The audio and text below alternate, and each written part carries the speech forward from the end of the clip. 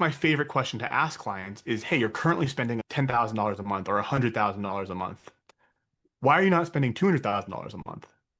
And that why do you not makes you really think like why am I not spending $200,000 a month? Is it because we can't fulfill? Is it because we can't sell? Is it because we can't acquire? Is it because we can't do it profitably? Those are the types of questions that you should follow to the end if you're going to say, hey, we're driving leads. Well, cool. Like, do those leads convert, right? It's kind of like the next step that you have to keep going down if you want to get to the bottom of everything there. Hello and welcome to today's episode of Pivot to Profit. We are here with the amazing JJ Reynolds. How are you, dude? Hey, doing well, doing well. Thanks for having me. I am so pumped for this conversation. So let me share with our listeners how amazing you are. JJ is the founder of Vision Labs, which builds custom data solutions for marketing and sales teams, enabling them to make swift, data-driven decisions. Specializing in advanced measurement tools, JJ ensures that teams use precise data rather than assumptions, giving them a competitive edge. Now, that's a whole lot, but I cannot wait to dive into that. You and I have met in person, and for a software guy, you are quite entertaining. So, this should be a really fun conversation. But before we dive in, listener, if you're a business owner who is stressed about payroll, stressed about surprise tax bill, and you really just want to know where your money is and how you can keep more of it in your pocket, just go to pamjordan.com and schedule a call with my team. We would love to help you. All right, JJ, are you ready to dive in? Yeah, let's go for it. All right. So, first question, what did you want to be when you were a kid? Like, what did 7-year-old JJ want to be when he grew up? Yeah, I would always joke of there was kind of two things I'd always say was one, I wanted to be like an artist, and then the second was a millionaire. That was always the two things that would come out of my mouth, and my parents would always laugh at the kind of the normal kind of contradiction those usually two come in into play. Yeah, I love it. Artist and a millionaire. So, one of your goals was to be a millionaire. So, clearly you understood something about money. What were you taught about money? What was your mindset about money that you were like confidently, I'm JJ and I'm going to be a millionaire? I don't think there was a lot there. I don't think that it was a lot of foresight or forethought about what was going to take place. I did it from like an early age. Like my mom and dad, like they both had like my we're both like entrepreneur-ish. My mom worked in like loan officering a type of thing for Countrywide back in the day, if you're old enough to know what Countrywide is. And so I got to see kind of the full arc of going from like $0 to like being one of the top loan officers in the state of Hawaii and then back down to zero after like the 2008 kind of crash there. So I like got to experience like the full roller coaster of like what that entails. And I feel like I've kind of geared my life around either not going on that roller coaster or taking particular parts of it. So, let's start about your talk about your early career. Napa Valley wineries. How did that come about? Yeah, so I went to college in Northern California in a small town outside of Napa. So it's technically Napa Valley, about 30-minute drive north of Napa.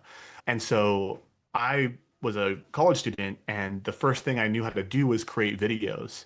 So what I would do is I would go and pitch wineries to make like talking head promotional videos, and I could use all the school's gear to then film that and I could rent the gear. So I would make like $2,500 to $5,000 like a weekend going to go film wineries at these rich wineries. And I could undercut everyone else because everyone else was like $10,000 or whatever else. And I was basically like, my gear is free. And so I could like do a gear rental for like $1,000 for the day and just as a line item on an invoice. And then it was never questioned or thought about because that's what you do, but I didn't have to pay for it. I love it. So, started out as a videographer for wineries, and then how did that evolve into now software? Yeah, so we right now like we at Vision Labs like we're kind of like software, but mostly an agency. So it's kind of like a little bit of both there. So we're a custom agency, but we utilize a lot of software to help that kind of move forward. I think very similar like to kind of tax pros where you use software like either QuickBooks or Tax Dome or all the other things that you utilize to help it be more efficient. But at the end of the day, you're still talking to a person that is guiding the strategy, very similar to what we do at Vision Labs, just more on the marketing data side and sales side. how I transitioned there was I was making videos, and then I learned what the Facebook boost button was when it first got launched. And I was like, if you push this button, you can spend $10 and reach 20,000 people in the Napa Valley. And I was like, let's push the button, everybody. Let's do it. And so I realized that you could push the button and spend money and then make money back. And I kind of progressed from making videos into working at an agency that was a more performance-based agency that would do high retainers, but got paid off of results. And I kind of transitioned realizing that most people had no idea what to do with their marketing data. Basically, whoever the best salesperson on your agency would get the win, regardless of how good they were and how personable the person that you were talking with was. And I just kind of kept diving deeper into the ad space and then the data space around the ads and then the profitability of ads. And then are we first order profitable? What does that mean? What is the contribution margin of each order? And so I just kept going deeper and deeper into that space and ended up running an agency where we just do the data and consultative aspect around knowing your numbers and knowing that your numbers are also serving the platform, like sending that data back to Meta, back to Google Ads, so you are getting the most profitable ad spend you can. I love that. As a CFO for our clients, marketing is very often a huge line item in our clients' books. And unfortunately, it's a huge black hole because a lot of agencies don't come and say, here's your KPIs to show where we're doing and what's working and what's not. Let's tweak this, let's increase that. And so they're just paying these high retainers on a monthly basis and hoping to get calls booked. And what I hear you saying is it's how Vision Labs is different is you're looking at those numbers and saying, hey, this is where you're winning, this is where you're losing.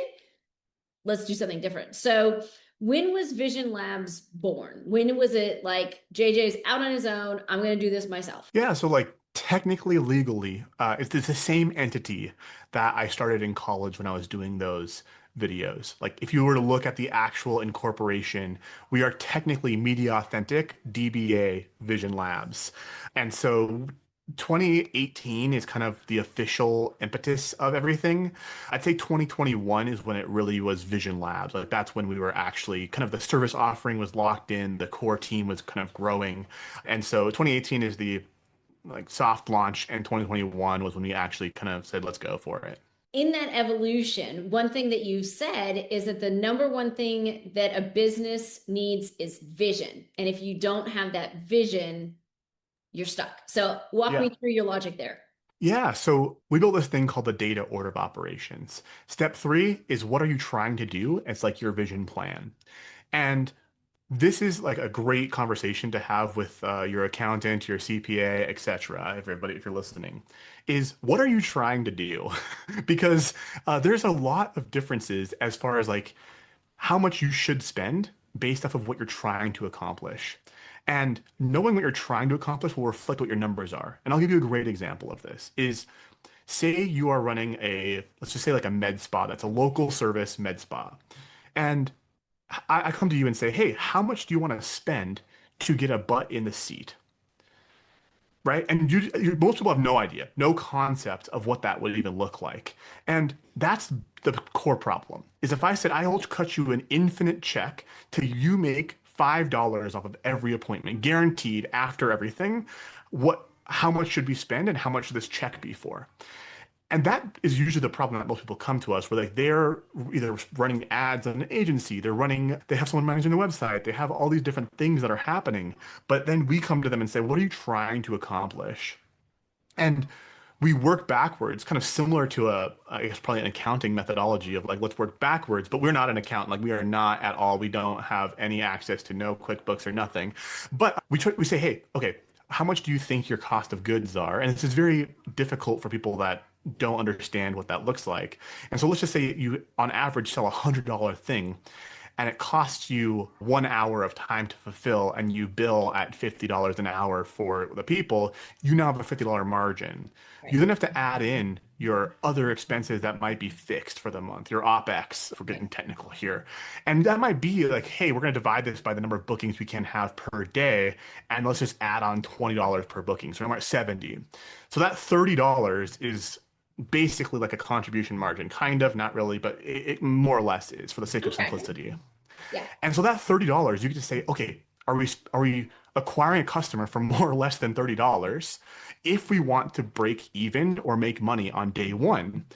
But some companies don't want to make money on day one. They're like, I have a money in the bank. Let's try to make money off of 30 days. And so we want to make 10% margin in 30 days. So maybe some people come back twice in a month. They come back every 2 weeks. Well, now you have more margin because you didn't have to acquire that customer on the second time. And so what we try to do is say, what are you trying to accomplish in the sense of, are you trying to grow fast and have lower margins, or are you trying to have low margins and grow high margins and grow slower? The last thing I'll say on this, I know I'm kind of winded here. I'm 2 coffees in the day. Don't worry, folks. No, I love it. You're killing it. Is there's this rule for agencies that I think is like the best kind of rule I've ever heard, is that you have 40% to play with. And what that means is you can grow at 40% year over year, but you'll have 0% margin. Or you'll grow at 20% with 20% margin. Or you can grow at 1% with 39% margin. And that is a great way of, like, really simply, like, it's mostly applies to like agencies and services of what's that total percentage that you can flex up and down, and how does that apply on a monthly basis of seasonality, of marketing efforts, and what you're trying to accomplish. So there's my little rant about that. No, I love it, JJ. And that really ties in with what business fractional CFOs, accounting professionals should be saying, and what I don't hear a lot of marketing firms say. So where did you learn all this? How were you able to connect 1 + 1 doesn't equal 2 if they're not making money? Because I've seen so many marketing firms come in just with a good salesperson and say 1 + 1 equals you're going to have $1 million, but then they don't understand the fulfillment costs. I had these meta ad people come in and, oh yeah, well, we're going to take 40% of this, and then CAC is above that, and blah, blah, blah. And then all of a sudden the client's not making any money. So where did you learn as a marketing agency software integrator that, like, hey, that's the wrong way to go about this, and that doesn't actually service clients? I think it just goes around. I'd say two things. Is one, once you have your own payroll that starts running, like, you realize, oh, like this is more complex than people make it seem. Where I feel like a lot of like this consultants or employees of other agencies have a hard time conceptualizing the idea of, like, there's these operating expenses that you have to pay no matter what. Like, we're not just playing with this 100% margin that everyone likes to think of. Even when it comes to info companies, like they're the ones that have like 100% margin or 97% margin after payment processing fees, but they don't often factor in the fact that, like, there's a team that they have to pay every single month to do things, and they might have to flex up or flex down, etc.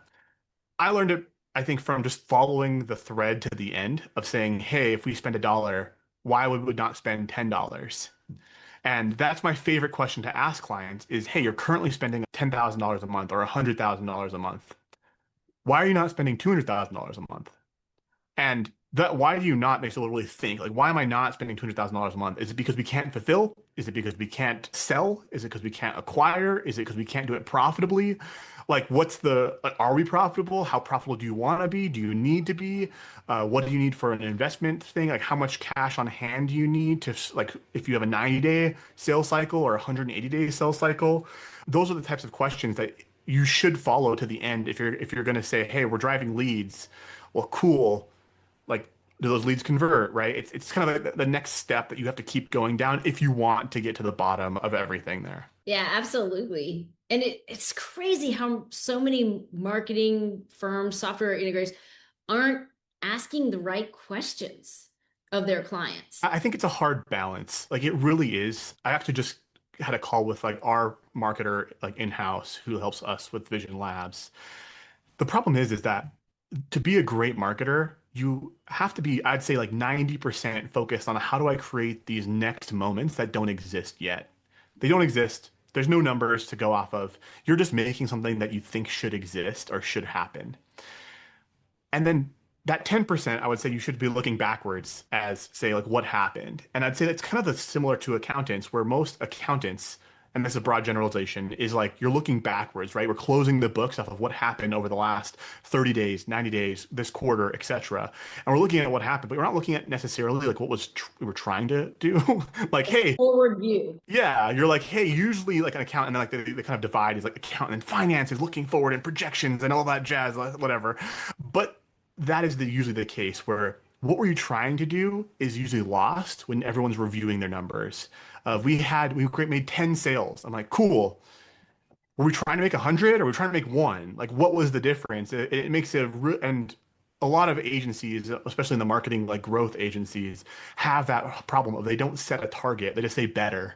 They say we're not. And so if you do have an agency that does set a target and holds themselves accountable to that target, like usually you have a good agency. I love it. I love it. When you have clients that come to Vision Labs and they're like, hey, we need help. Once you look under the hood, what are some common mistakes that you see that a lot of business owners and entrepreneurs are doing within their business that's costing them money? In the sense of costing them money, like they're not making an ROI, or like what do you? Yeah, like when you come in and you're like, you identify what's wrong and know that your company can help solve it. What are you seeing that's wrong? What are you seeing that's not clear? Oh, so normally it's two things that are more technical as opposed to like strategic of like, oh, these are the wrong hooks. Is one, most people are not sending the data back to the ad platforms. If you're running ads, like you're not giving enough signal to the actual ad platforms on what good and bad look like. And so that comes in the form of sending it when it happens on the site of like, hey, we got a new booking, right? And then it also comes in the sense of like, was that booking qualified? Is that booking, did they book a sales call? Did they just submit the form? Did they show up at the sales call? Did they sign the letter of intent? Did they do all these things? All of those signals should be sent back in some capacity to the ad platform if you're running on ads. And people do that a lot where they're running a lot of ads and they're not actually tracking them correctly because it's more technical. It's not sexy, I promise you. It's not the least sexy thing at all. But that's usually where people are spending a lot of money on ads and they don't actually know like if the signal is being sent out correctly because it's a very hard thing to monitor and improve and a very unsexy part of marketing. And you said there's a second one. So what was the second thing that you see a lot of these businesses missing the mark on?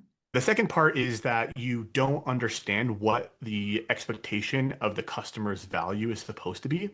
So, for example, say you make a sale, like I like to look at what is the percentage revenue increase on average within 30 and 90 days. And so if you get a sale of, I don't know, something random, like let's just say like they buy a cup from you, like are they likely to buy another cup or a set of cups? Like is a percentage of people going to go, I'm just buying one cup or a set of nice cups or china, and then I'm going to buy the full plate set later? What percentage of them do? And you can look at that and say, okay, in the month of January, we acquired $100,000 of new customer revenue. In 30 days, what is that worth to us? It's now worth $120,000. It's now a 20% increase on that. And that's usually like people don't do that and they have no concept of what that's supposed to be because the velocity of cash is very important because if you just look at lifetime value, well, obviously a customer you sold 5 years ago that's still paying you today has a very high lifetime value. Like we have customers from 2019 that have paid us every single month a retainer. And I'm like, yeah, our lifetime value is great, but like what's the average like 90-day lifetime value? Because you cannot go off of this other one like Yeah. 5 year lifetime value unless you have a giant venture backed thing and enough cash in the bank to float you till when that lifetime value is realized. And hopefully you're correct. Yeah. I hear you. I hear you. So when you have an entrepreneur that comes to you and they have marketing in place, they have some software, but you've identified, it's just not all talking to each other. How do you then come in and fix it? Do you just wipe the slate clean? Do you just fix what's broke? Like, how does your process at Vision Labs work? Yeah. So we come in and we say, hey, show me what you look at to make a decision. That's kind of our opener. Like, where do you look? And they're like, I don't look anywhere. That's the problem. And so then I'll show them kind of like what our outcome is of like, hey, after we go through these steps in the data order of operations, like this is where we kind of shoot for. So you know exactly what to make a decision off of. And we kind of use like an idea of you should spend 5 minutes every Friday to look at our reporting systems, and it should be clear enough that you know what to do for the next week. it's kind of what we shoot for as like a benchmark. Some people look at it every day because everyone likes to look at numbers every day, but that's what we try to shoot for. So we try to say, hey, show us what you look at. They do have something, they don't have something. We then look at their website in combination to what that reporting says and say, hey, are you getting enough signal back to ad platforms? Are you tracking the correct things on the website? Do you have a good system in place for knowing where the leaky bucket is as far as fall off to get that initial order or the upsells of what you're trying to do? Basically, what we try to say is, hey, what are you trying to do? Let's put that on paper and write it down, and we diagram it out with them. And then we try to mirror the reporting to that so that that way we know what you're trying to do. And then, cool, now here's what's actually happening. Let's go fix the problems. Yeah, because it's all about the numbers. And I've heard you say that a number is useless unless you do something with it. Oh yeah, totally. Like you can look at a number every day, but unless you like know what to do with it, it's very difficult. And this is the heart of everything is that you have to only look at numbers that you can influence and that you understand how to influence. Because some things are like CMO director level conversations around, hey, this product line is not producing profitable numbers over 90 days. We need to change the entire product. That's not like a person who's pushing buttons in Facebook ads is going to come up with. And so you have to be in charge of the numbers that you can actually influence. Maybe it's like, hey, if this number is down, what are we going to do about it? Like, what's actually going to occur? Because sometimes those numbers you don't even have the ability to influence at your level in the organization. And so that's where it really comes down to is knowing what numbers you should have influence over. Yeah, I love how you say that the numbers you have influence over, because a lot of times entrepreneurs get overwhelmed by all the data, the numerical data, the sales data, the marketing data, and they just analysis paralysis, don't know what to do. And so by you guys coming in and helping them identify which numbers do you need are really important, which ones are tipping the scale, and which ones can you affect? Because if you don't have a then what, you can't bring value to the client. So if you're looking at the numbers and they're telling a story and you can't tell the client what to do next, you're not bringing the value that you should. Exactly. And I think that's the core of it is like what do you do now? And if you don't know what to do now, you either don't have the right numbers, you don't have the right people that understand what to do. And that's usually the two cases. It's like you don't know the numbers or like you don't have the marketing muscle to actually execute on it. And like in general, like we kind of serve as a special part because we kind of serve as like a fractional data team almost on like the front. So we don't actually push all the buttons to like make it better. We just help identify the problems and help build out reporting systems that make sense to people so that they can go take the action. And so we kind of serve this like really unique spot within organizations of being able to see the both front end and back end data to know, hey, who's making money, who's losing money, why, and have the reporting systems that hopefully make it make sense to everybody. Yeah, I love it. So what is next for Vision Labs? Where are you going next? What are you focusing on? What's the forward-looking view for you guys? Yeah, like we're trying to basically serve this market of usually people that are above 5 to 10 million in top line revenue and serve as their data team and reporting functions of that. We are have been in the past kind of more of like I guess like a lifestyle style of business where it's been really I say chill, but it's like we're not trying to grow aggressively, and that's kind of changed as of Q2 this year, where we're going to actually see about pushing towards our marketing function more to get more inbound like leads and sales. And my loose back of the envelope math is we're going to try and double in the next 18 months. We'll see. And then I'm going to see if we can do that, then triple in the next 24 months. Because if we can get that volume, I think it'll be good to go. And with the technology changing, like here's my hypothesis, which anybody can feel free to message me and say I'm absolutely vehemently wrong, is as technology gets more either complicated, sophisticated, and more people are diving into things like AI and MCPs and all these things, usually that leads to a higher demand for technical implementation. Because the second that you run into problems, you have other, like you don't know the problem, like you don't know that you're now at a wall where you don't know what to do.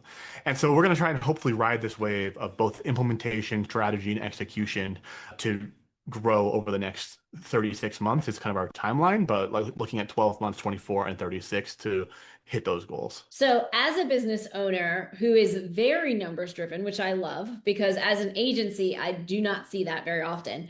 What are some KPIs that you track internally, JJ, for your business to know I'm good or I'm not? Oh yeah, this is my I'm I love these. Is I look at revenue and profit per employee, Mm. uh, or full-time equivalent. Like kind of if you're a big, we have a couple contractors that are like help with marketing and things, and so I kind of if they would, we have two people at 20 hours, I kind of view them as one employee. Like it's a 40-hour slot of time, and so what I look at is revenue per 40-hour employee, and then profit per 40-hour employee. Those are the two on like the kind of efficiency side of things that I really look at. And the third is the amount of cash that we have and runway that we have for all expenses, and then also for just like if everything went the worst possible case scenario expenses. And I'm like the most conservative entrepreneur anybody has. Like you saw my QuickBooks and like saw our balance sheet, you would be like, you are way too conservative for anybody. Like you are losing money by being this conservative. But that's just like how I like to operate because then we can like do bigger moves that don't have to pay off immediately.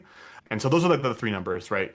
Profit per employee, cash per employee, and then runway that you have for normal operating expenses, and then just payroll and bare minimum expenses. Those are all great metrics. As a CFO, I can't argue with any of those. So great job, JJ. Keep it up. Well, Excited thank to you. see what the next 36 months come with. So let's wrap up with some rapid response. So no explaining, just answer. Are you ready? Oh boy, yeah. All right. Profit or growth?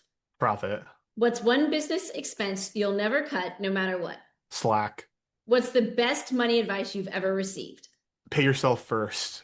If you had to start over today, what's the first thing you do differently with your business finances? Set up accounts using Mercury because it's been so much easier than using like Bank of America or anything else. Okay. And what does financial freedom mean to JJ? The ability to not have to make another dollar if you don't want to the rest of your life. So you've earned the last dollar that you'll ever spend. I love it. That's beautiful. So, JJ, where can people connect with you and Vision Labs? Oh yeah, visionlabs.com. If you're interested in like hearing about us, go there, book a call. I promise it'll be worth your time if you are interested. Find me on LinkedIn, JJ Reynolds. I'm one of the few out there. So there's two J's and then Reynolds, like Ryan Reynolds. I'm just a prettier version of that. And if you find me anywhere else, those are pretty much LinkedIn or the website, and I'll see you around. All right, amazing. JJ, thank you so much for sharing your knowledge of how you integrate the power of numbers with the power of marketing and the data and the software and how all that comes together. That's amazing. And as entrepreneurs, we all need that. So if the numbers that JJ has talked about and you're like, I have no idea what my contribution margin is, I don't know what cost of goods sold is, I don't have QuickBooks, we would love to help you. Just go to pamjordan.com. Thank you so much for listening. And remember, it's not what you make that matters, it's what you keep.